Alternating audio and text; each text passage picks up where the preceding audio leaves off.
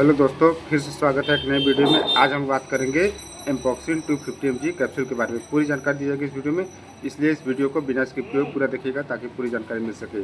आज हम इस वीडियो में बताएंगे आपको uses, dose, side effect, precaution, किसको लेना चाहिए किसको नहीं लेना चाहिए, इसकी सावधानी क्या क्या है। इसलिए इस वीडियो को बिना स्किप किए पूरा देखिएगा ताकि पूरी जानकारी मिल सके। बात करें इसकी कंपोजिशन की, तो इसमें एम्पिसिलिन एंड क्लोक्सासिलिन होता है। एम्पिसिलिन जो होता है वह 1 to 50 mg के स्ट्रेंथ में, और क्लोक्सासिलिन जो होता है वो भी 1 to 250 mg के स्ट्रेंथ में पाया जाता है।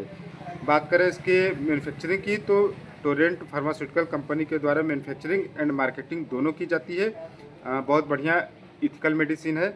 बात करें इसके MRP की, तो 68 रुपये 60 पैसे का 15 कैप्सूल मिल जाता है किसी भी मेडिकल स्टोर पर। बहुत ही बढ़िया काम करता है। बैक्टीरियल इन्फेक्शन चाहे जैसा भी है शरीर में, उस केस में इसका यूज किया जाता है। बात करें कि काम कैसे करता है, तो एम्पिसिलिन जो होता है वो बैक्टीरिया के प्रोटेक्टिव कवरिंग सेल होता है, उसको बनने से रोकने का काम करता है, जिसके कारण से बैक्टीरिया का ग्रोथ नहीं हो पाता है और बैक्टीरिया वहीं डेड हो जाते हैं और इन्फेक्शन वहीं रुक जाता है। और बात करें क्लोक्सासिलिन का, तो यह क्या काम करता है, यह एम्पिसिलिन के क्षमता यानी इफिशियंसी को बढ़ाने का काम करता है और बैक्टीरिया के कारण से जो रेजिस्टेंस हुआ है उनके इन्फेक्शन को रोकने का काम करता है।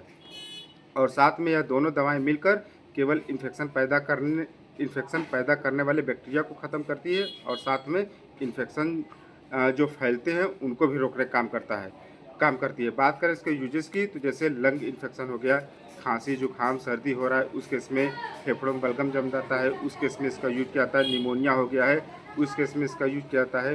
ब्लड में कोई इन्फेक्शन है, उस केस में इसका यूज किया जाता है। बोन में का इन्फेक्शन है, उस केस में भी इसका यूज किया जाता है। यूटीआई इन्फेक्शन हो गया, यूरिनरी ट्रैक्ट इन्फेक्शन हो गया, उस केस में इसका यूज किया जाता है। जैसे कि किडनी में हो गया है, आपके गाल ब्लैडर में हो गया है, यूरेटर में हो गया, यूरेथ्रा में हो गया है, उस केस में इसका यूज किया जाता है। वुंड इन्फेक्शन हो गया है, कहीं फोड़ा फुंसी घाव हो गया है, पेट में अल्सर हो गया है, उस केस में इसका यूज किया जाता है। पोस्ट ऑपरेटिव ऑपरेशन होता है, उसको घाव सुखाने के लिए इसमें यूज किया जाता है। स्किन इन्फेक्शन हो जाता है, सेलुलाइटिस हो जाता है, सॉफ्ट टिश्यू इन्फेक्शन होता है, उस केस में इसका यूज किया जाता है। दांतों में कोई इन्फेक्शन हो गया है, मसूड़ों से ब्लड आ रहा है, मुंह में इन्फेक्शन हो गया है या मसूड़ों से खून आ रहा है, उस केस में इसका यूज किया जाता है। नाक में इन्फेक्शन हो जाता है, कान में इन्फेक्शन हो जाता है, महिलाओं में वेजाइनल इन्फेक्शन हो जाता है, उस केस में भी इसका यूज किया जाता है। बहुत बढ़िया काम करता है। यानी ये बैक्टीरिया इन्फेक्शन कहीं भी हुआ है शरीर में, या वायरल इन्फेक्शन में काम नहीं करता है, बैक्टीरियल इन्फेक्शन में काम करता है।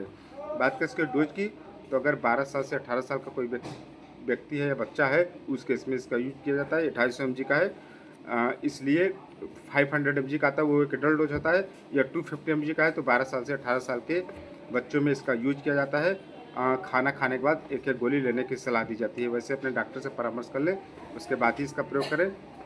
लेकिन जो इसकी नॉर्मल डोज होती है वह 12 साल से 18 साल का कोई व्यक्ति है तो सुबह शाम खाना खाने के बाद ले सकता है। बात करें इसके साइड इफ़ेक्ट की, जैसे वोमिटिंग हो सकता है, जी मिचली हो सकता है, पेट में दर्द हो सकता है, इनडाइजेशन से समस्या हो सकती है, एब्डोमिनल पेन हो सकता है, सर दर्द हो सकता है। ये कुछ साइड इफ़ेक्ट है, लेकिन अगर कोई साइड इफ़ेक्ट लगातार बने हैं तो आप अपने डॉक्टर से ज़रूर परामर्श कर लें। अगर इस मेडिसिन को लेने से किसी को एलर्जिक रिएक्शन हो रहा है तो वो तुरंत बंद कर दें। बात करें प्रिकॉशन की, तो जैसे कोई महिला ब्रेस्ट फीडिंग कराती है या कोई प्रेग्नेंट है या किसी को किडनी या लीवर की समस्या है, उस केस में इसका प्रयोग बिल्कुल ना करें, अपने डॉक्टर से ज़रूर सलाह ले लें। ऐसे ही वीडियो के लिए आप हमारे चैनल को सब्सक्राइब कर सकते हैं ताकि आने वाली वीडियो आप मिस ना करें। और वीडियो इन्फॉर्मेटिव लगी हो तो वीडियो पर लाइक शेयर कमेंट जरूर कर दें ताकि हमें मोटिवेशन मिलता है आगे वीडियो बनाने के लिए। धन्यवाद।